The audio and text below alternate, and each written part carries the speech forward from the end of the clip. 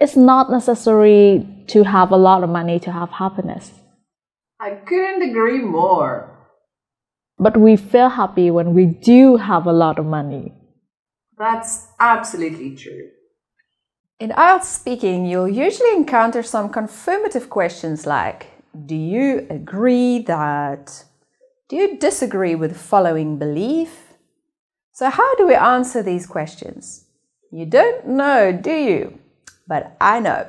Stay tuned.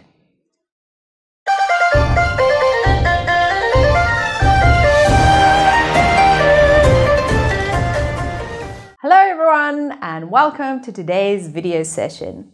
My name is Laban and I'm one of the IELTS teachers here at LangGo Learning System. Firstly, we'll learn some other ways of answering instead of saying, yes, I do, when being asked these questions.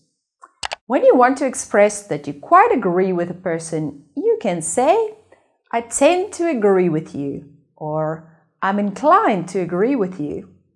If someone raises a viewpoint, for example, that studying abroad can offer them numerous benefits, you can show that you feel the same way as them by using I tend to agree with you or I'm inclined to agree with you. Or we can also say I'm with you on that point. Or in a situation where you find yourself feeling totally the same as them, there are many ways to express yourself. It might be a good idea to study together for the IELTS exam at the library this evening. I totally agree with that idea. I've been planning for IELTS for a few years now. Luckily now I found you, a wonderful study partner. When you have the same idea as another person, let's say as in the following situation. As far as I'm concerned, teenagers nowadays are spending far too much time following celebrity scandals on social media. Oh my God, I hold the exactly same view. Do you want to know a super big secret about our idol? Let me show you. If you want to show a high level of agreement, you can use these structures. It's not necessary to have a lot of money to have happiness. I couldn't agree more. But we feel happy when we do have a lot of money. That's absolutely true. Similarly, you can make it clear how much you agree with one's viewpoint using these structures. That's a good idea.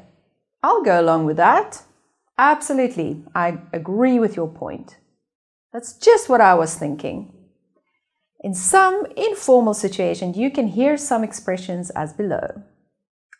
That's exactly my position. You're dead right.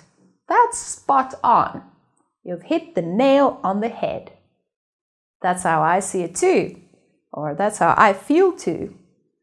However, I don't recommend using these last sentences in the IELTS speaking test because they aren't suitable for a formal context as in the IELTS exam. Are you curious about how we can express our disagreement with others' viewpoints? Let's explore the next part of the expressions of disagreement. If there is an opinion that you can't agree with because it's illogical, you can say, I see things differently. Or I'm afraid I don't agree. I'm afraid I disagree. I tend to disagree with that idea. I think the quality of the cheap products can't even be justified by the price. I see things differently. The phone I bought at a discount of $1 million is of quite good quality. How much did your dress cost when it was on discount? $100,000. In this context, you can use these three structures interchangeably. When you partly agree and partly disagree with an opinion, you can choose one of these ways. I agree up to a point. However, you have a point there, but you could be right. However, the idea is worth considering, but after expressing that you partly agree by saying I agree up to a point, or you could be right, you will explain more about the part that you disagree with by using however or but. For example, some of your friends think that spending more spare time to enjoy themselves is more important than contributing to social activities. If you don't agree completely, you can say something like, "You have a point there, but engaging in some volunteer activities can offer you more social skills that you won't be able to get when you only spend time with your friends."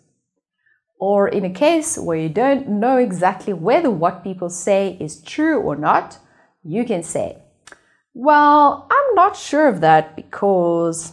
For example, one person says that men should bear the financial burden of the family. If you see it as unreasonable and don't know whether it's always true or not, you can say, "Well, I'm not sure of that because today many women can take charge of both household work and share the financial burden with their husband." If you don't agree with an opinion or proposal at any point, you can refer to these sentences. "I strongly or totally disapprove of the idea," or "I'm absolutely against the proposal." We will go hiking and camping in the mountains on Saturday. Do you think that's a good idea? I strongly disapprove of the idea. Saturday is forecast to be the coldest day of the winter this year. Alright, there are many ways to answer this question of agreement or disagreement, right? How many of them do you remember? Leave your answers in a comment below. If you want to sign up for IELTS courses here at LangGo, then please click on the link below. Our IELTS courses are designed to cater to your individual needs and to provide personalized learning pathways. Remember to like, share, and subscribe. And please don't forget to click that button to get notifications of our latest video uploads. I'm Lavon from LangGo Learning System, and hopefully I'll see you soon for the next video.